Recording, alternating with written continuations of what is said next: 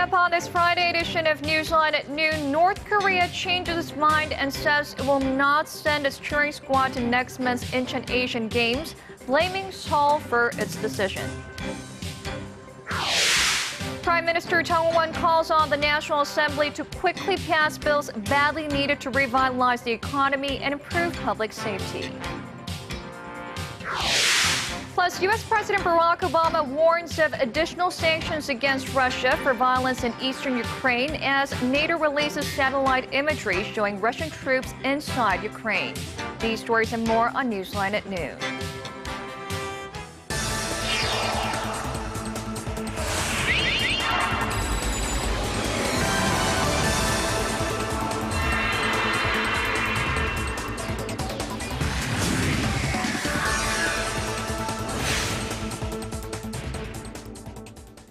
It's noon Friday, August 29th here in Korea. Thanks for tuning in. Live from Seoul, I'm Eoh Jin-joo. It's very good to have you with us. I'm Mark Broome. Our top story this Friday lunchtime. In an about turn in its earlier decision, North Korea says now it will not send a cheerleading squad to the upcoming Asian Games in South Korea.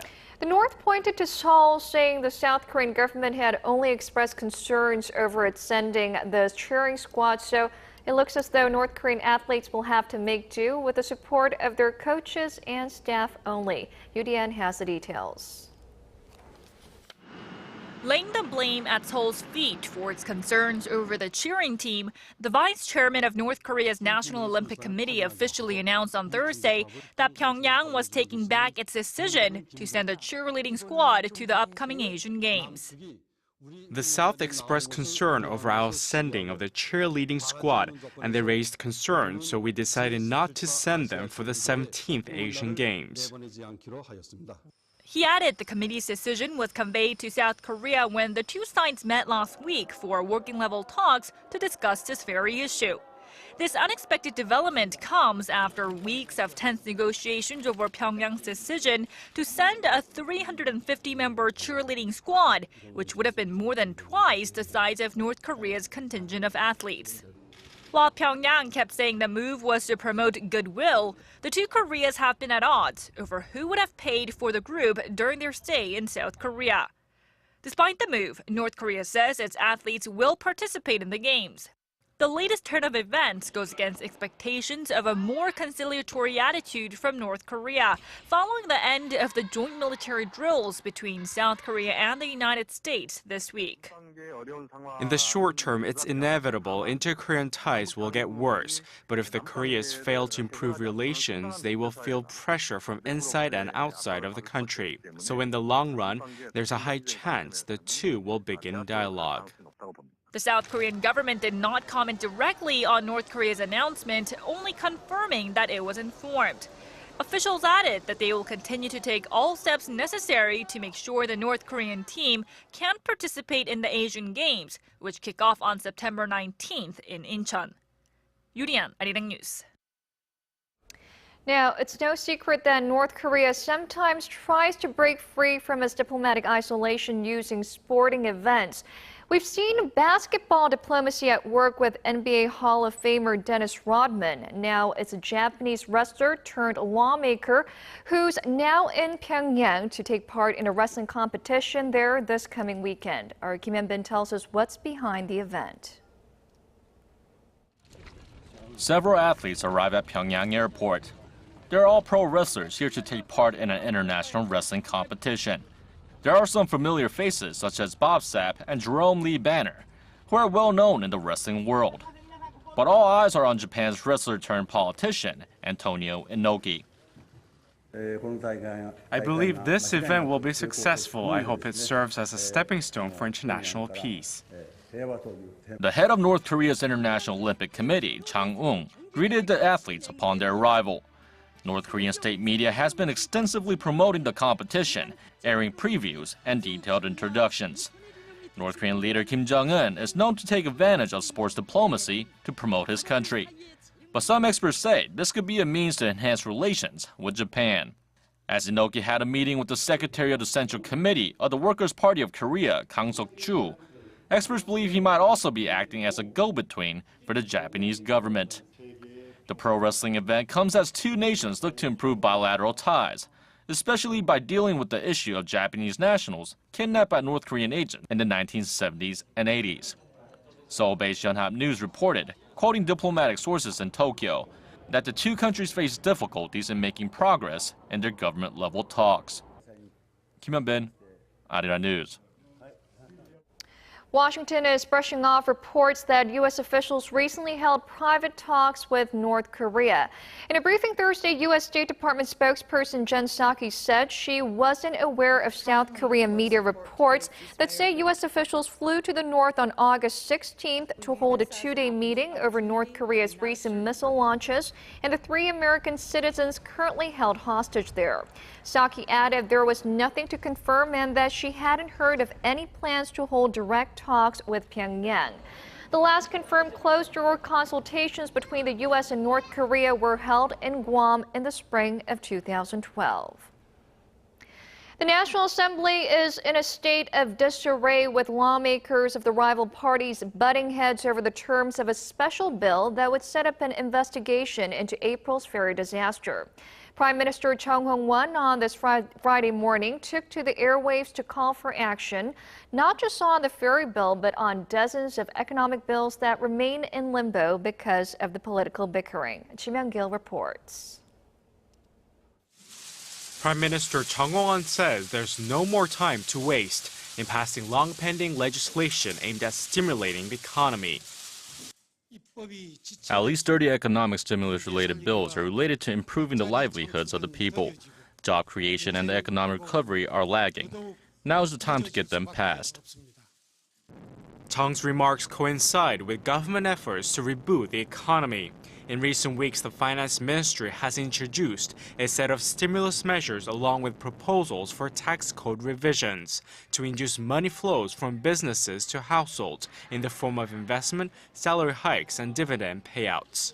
The Prime Minister also urged lawmakers to pass the one piece of legislation that is keeping all the others held up, the one that would set up a probe into April's ferry tragedy. The rival parties remain deadlocked over the special Seoul ferry bill, with the main opposition New Politics Alliance for Democracy taking to the streets in protest and boycotting all parliamentary proceedings. The ruling Saenuri Party is digging in its heels and demanding that the opposition get back to work. The months-long partisan divide has indefinitely postponed annual parliamentary audits and pushed thousands of other bills awaiting review into the shadows. Kim Hyun-gil, Arirang News. Expansionary policies introduced by the government's new economic team led by Finance Minister Choi Kyung-hwan have apparently begun to move the domestic economy in a brighter direction. The housing market, for example, in Seoul is showing signs of picking up after some government regulations were eased earlier this month. Although it's traditional an off month for home buying, the Seoul Housing Information Plaza says the number of housing transactions in the Korean capital is expected to surpass 6,200 in August, which would make it the highest since the housing bubble in 2009. One of the key regulations that was eased is the limit on the amount of money people can borrow from banks when purchasing a home. Now, despite government efforts to stimulate the economy, the recovery has been slow, unfortunately, and with new reports showing, in fact, that few expected to pick up anytime soon. Industry output for July barely rose at all, while business sentiment among manufacturers dropped for the 4th month in a row. Our Song Ji-sun reports. The country's industrial output kept expanding in July, but the lackluster gain was yet another indicator that the much-anticipated recovery in domestic demand is not kicking in. Statistics Korea said Friday that production for all industries picked up by 0.2% last month, with the manufacturing sector expanding by more than 1% from June, helped by robust activities in the automobile and oil refinery industries. The pace of gains for all industries slowed considerably from 2.2% in June. Production in the service sector inched down 0.4% from a month earlier, with activities among wholesalers and retailers and the financial industry all contracting by more than 1%. A separate indicator confirmed that Korean manufacturers are not expecting a full economic recovery anytime soon. The Bank of Korea announced Friday that the business sentiment index for manufacturers for August stood at 72, the lowest figure in more than a year and the fourth consecutive monthly drop following April's deadly ferry disaster. Bank officials say businessmen remain worried about weak domestic demand and abundant uncertainties in and out of the country. A rating below 100 means pessimists outnumber optimists. Consumers, however, expect rosier days ahead, with consumer sentiment at 107, up 2 points from the previous month. 송지선, Arirang News. Korea posted the largest ever earnings from tourism last month on the growing number of Chinese visitors to the country. The Bank of Korea says that tourists spent around $1.6 billion in Korea in July. That's up almost 35% from the same month a year earlier. The number of Chinese tourists stood at 690,000 last month, accounting for more than half of all tourists to Korea. This also helped Korea's travel account deficit for the month of July narrow to its lowest level in 13 years.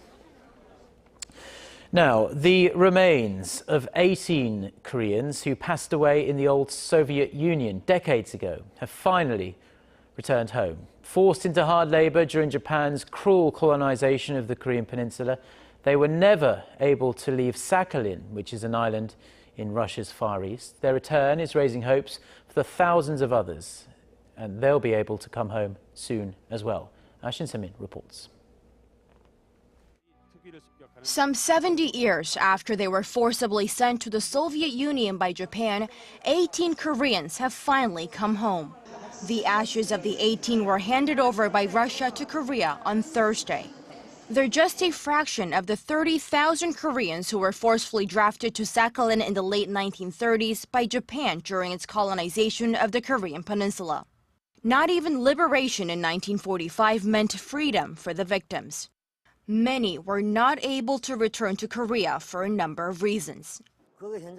Being at the scene showed me how many hardships Koreans went through back then. It's tragic that they weren't able to come home before they died. My father passed away at the age of 86, and now I am 86. Bringing him back at this age makes it all the more special. Forced into harsh labor conditions at construction sites and coal mines during the war, many of the Korean victims were the target of mass slaughters towards the end of it. The return of these 18 Korean nationals is the second such event following the return of one victim last year and comes as a result of consultations between the Korean and Russian governments. Before bringing the remains to Korea, the families of the deceased were able to witness the excavation of the remains and were even able to conduct funerals. It's the first time they've been allowed to do both. The ashes of the now 19 Korean victims now lie at National Manghang Cemetery in Chungcheongnam-do Province, which serves as a resting place for Koreans who resided and passed away in foreign lands. The nation's foreign ministry and the Commission of Forced Mobilization under Japanese colonialism are working to bring the remains of the thousands of other Korean victims home in the near future. Shin Se-min, Arirang News.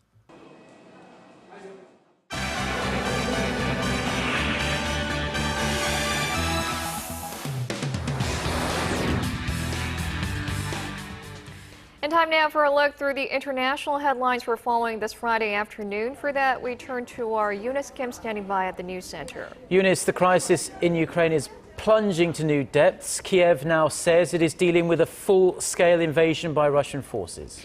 Right, and they are fighting two battles now, it seems. One in eastern Ukraine centered on separatist-held Donetsk, which of course we've been talking about, and the other in southeast Ukraine.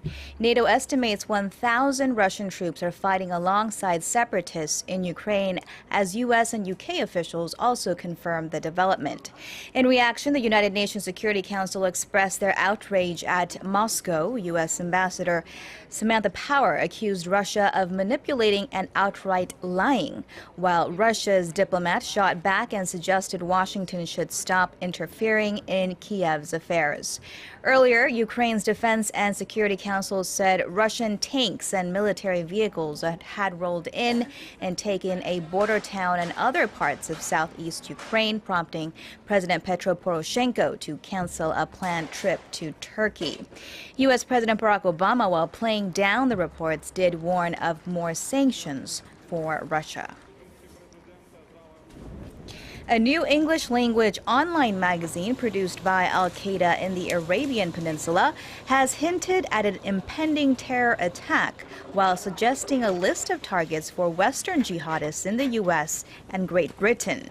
Entitled Palestine Betrayal of the Guilty Conscience, the magazine suggests casinos in Las Vegas, New York's Times Square, trains and oil tankers as potential terror targets. It also included a 9-page spread that laid out step-by-step instructions for creating car bombs with ingredients from Mom's Kitchen. And while the deadly Ebola virus has already infected more than 3,000 people in West Africa, the World Health Organization warns that number could hike to upwards of 20,000 if proper precaution is not taken. Our Kwon Soa tells us more. The WHO warned on Thursday that the number of Ebola cases could rise to 20,000 as the infection is spreading at an uncontrollable speed. The virus has already killed more than 1,500 people, and there are at least 3,000 reported cases as of now. But the health agency believes the actual number could be up to 4 times higher than that. A high-level official at the WHO says the agency has been caught off guard by the scale of this outbreak. That's not saying we expect 20,000 cases. That is not saying we would accept, more importantly, 20,000 cases. I think that's completely unacceptable. The WHO is calling for a full-scale humanitarian response to the crisis, and that's going to require a lot of money. Going forward, this is going to cost, we estimate, $489 million over the next 6 months. It is a big operation. We're talking well over 12,000 people operating over multiple geographies in very, very difficult and high-risk circumstances. It's expensive. There's some hope on the horizon, though. An experimental Ebola vaccine developed by U.S. and British-based health institutes will soon be tested on humans. Tests have already proven successful on monkeys, and the initial human trial will be conducted on around 20 healthy adults at a National Health Institute of Health clinic in Maryland next week. If everything goes well, the second phase is expected to take place in Africa after strict scientific and ethical standards are met. Kwon Soa, Arirang News. 9/9, that could be the date Apple will release the iPhone 6 at a media event in Cupertino, California. It would come a year after the U.S. tech company introduced the iPhone 5S and 5C, and a week after its arch-rival Samsung is set to unveil its Galaxy Note 4 phablet. Reports say one or both models of the iPhone 6, with display sizes measuring 4.7 and 5.5 inches, could be coming. Techies will also be watching for Apple's long-awaited smartwatch.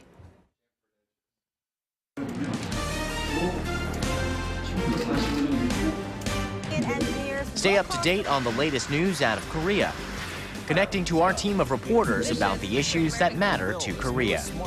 On air, on your mobile, online. Find out more about Korea on Newsline at Noon with Mark Broome and Eoh Jin-joo. I'm Eoh Jin-joo with Pro. Market researcher, strategy analytics, said Thursday that LG Electronics brought in about... Publishers churn out hundreds of thousands of books a year, but every once in a while they strike gold with a story or character that can make them a fortune. However, due to certain legal and contractual reasons, the actual author sometimes only receives a tiny, rather absurd percentage of the profits. Our Kim Min-ji reports on how Korea's Fair Trade Commission is pushing to eradicate such unfair practices. Gurumbang, or Cloud Bread in English, is an extremely popular children's book which has clocked up sales in Korea of more than 500,000 since it was released in 2007. It was later made into animated series and a musical as well as other products, creating an added value of over $400 million. However, the author only received about $18,000. This was due to their contract, which stated that the publication company pay a specific sum to the author and any profits created using the work go to the company. Such unfair practices have spurred criticism that publication companies are taking advantage of talented but nameless authors. The Fair Trade Commission is attempting to root out such unjust practices, saying it will rectify unfair clauses used by the nation's top publication companies. The clauses that are subject to change include the transferring of complete copyright, entrusting the use of works for secondary purposes, and getting permission from the holder of publication before transferring copyright. We hope the move strengthens the rights of the creator, as they will have more say when it comes to contracts. Publication firms will now have to sign a separate contract with the creator if they want the copyright for other uses. The creator will also no longer need the permission of the publisher if they want to sell the copyright to a third person. The Fair Trade Commission says the move will create a framework where the creator is rewarded fairly. Kim Min-ji, Arirang News. Now, in an effort to combat air pollution in the capital, Seoul is turning to electric-powered taxis. The Seoul city government says 10 of the automobiles made by Renault Samsung will start a trial run next week that will run through next April. Now, they won't just be more environmentally friendly, they'll also look different. Out with the common orange paint jobs we see around Seoul and in with the light blue, as you can see there, which is supposed to denote that it's better for the environment. The fare for the electric taxis will be the same as regular ones, starting at 3,000 won, or less than $3. The cost for charging the cars will be paid by the city and the Korea Environment Corporation. Now, like a great many countries in the developed world at least, weddings can be a very expensive business here in Korea, but an increasing number of soon-to-be couples are deciding to keep things simple and are going for practicality and uniqueness over glitz and glamour. Our Connie Kim reports. Skipping the conventional photo shoot and dropping the bride and groom gift exchange process is what these newlyweds did when preparing for their wedding back in May. They rented a small house in the city for their wedding and only invited close friends and family. We didn't want to spend a lot on a typical wedding ceremony like others, so we decided to skip the expensive gift exchanges between families. Even our wedding rings were only $500. All the money the couple saved will go to a second honeymoon. More pairs are choosing to cut down the frills, and it's no wonder because saying "I do" in Korea can be an extravagant affair. Check out the statistics for yourself. With an average $24,000 that a couple spends on preparing for marriage, about 1/5 is spent on hunsu, a wedding tradition. Hunsu consists of furniture and other household items a bride buys to fill her new home that has been purchased by the groom, and it's symbolic of old patriarchal traditions. With Korea's long-standing patriarchal society slowly fading and soon-to-be married couples looking for a special experience, one-of-a-kind wedding ceremonies are on the rise. And industry insiders back this up, saying an increasing number of couples these days are going against wedding norms. In Korea, there's an increasing number of people who have lived abroad, and naturally they have become receptive to the different wedding cultures. I think it has contributed to the recent growing number of couples holding unique weddings. Kim says requests for chapel weddings and house weddings have become more popular to tie the knot while making ends meet. Connie Kim, Arirang News.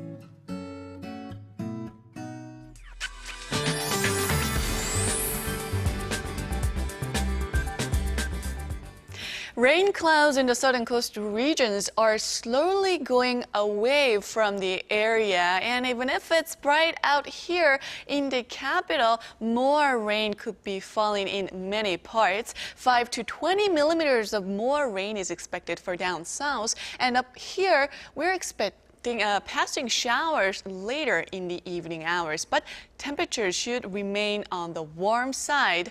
So let's take a closer look. The afternoon high in Seoul and Daegu will rise to 29 and 27, while Gwangju will peak at 28 later in the day. Now for other regions, it looks like down on Jeju Island will hike up to 24, while Daejeon will rise to 28. Now we are going to have a typical late summer weather over the weekend. Temperatures will stay in the 30s under mostly to partly sunny skies. So enjoy it. That's all for Korea, and here's international weather for viewers around the world.